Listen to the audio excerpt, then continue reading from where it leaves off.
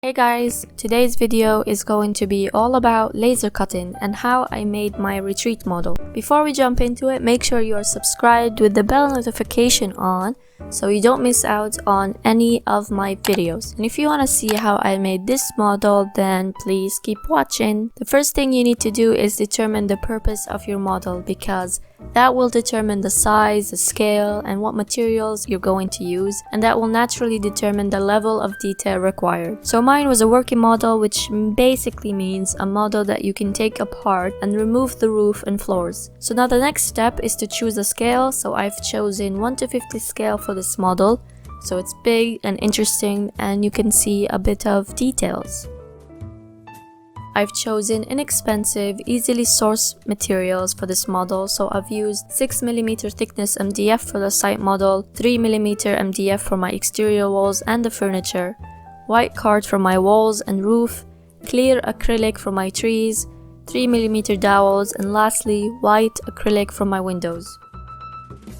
So you'll probably want to begin with scale documents and dimensions and scale them down to 1:50. And you're going to prepare the pieces the same way as you would if you were building the model by hand. So I'm going to start with the base of the basement and I'm going to delete what I call plan accessories like brake line, dash line, doors, and if they were on separate layers, you can easily turn that layer off. Once you are done, you will end up with something looking like this. Next, I'm going to add 2 layers. One is red for cut and one black for burnt or etched. And I'm going to start with the exterior walls, and the idea is to get the model as close as you can to its realist form. So it's not going to be exactly like your plans, so don't worry. I'm going to keep the lines that are facing towards the inside of the plan and offset to the exterior. So these walls are going to be offsetted by 6mm because that's the thickness of the materials I'm going to use. The other exterior walls will be made out of card because it's slanted and you can't lay down pieces of MDF that way unless you sand it, and that's going to take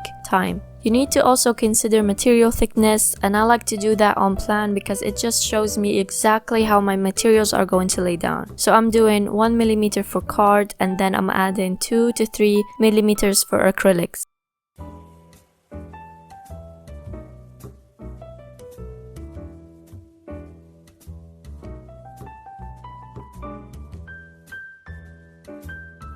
Then you just start making the pieces for exterior walls, and I would suggest that you cross the lines where walls intersect so you know exactly the length of the pieces.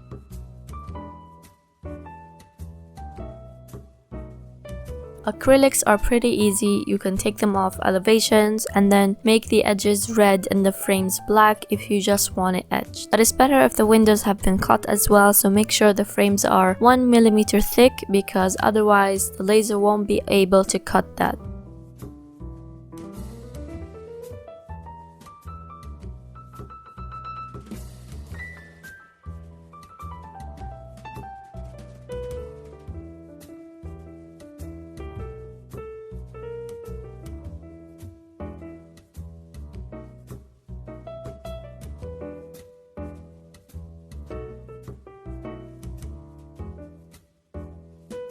Next is furniture, and that's easy too. You just need to select the furniture, change its edges to cut, and then copy the furniture a couple of times depending on the height, and then add them to boxes when you're done. Our laser cutter, the maximum size you can cut is 430 by 720mm. So you can do any size smaller, just not bigger, and it depends from one machine to another. So make sure you check with your teacher or a professional. And when you're done, you will end up with something looking like this, and you will basically just repeat the whole process for all the floors you have, repeating the same process for the walls, furniture, etc. As I mentioned before, I use 6mm MDF, which gives me 7 contours. To get those numbers, you can lay down a few MDFs, and with a scale ruler you can check the height to give you or simply calculate it. So to make the site model on Autocad, you need your site plan with 7 contours. Then you take the outline of each contour and subtract your base that you did. You'll end up with 7 pieces looking all weird, but make sure it's very accurate because if it's not, your model won't fit properly inside. So after you lay lay down the 7 pieces of contours, you will just glue them with MDF glue and then lay heavy weights on its side so that it's glued straight.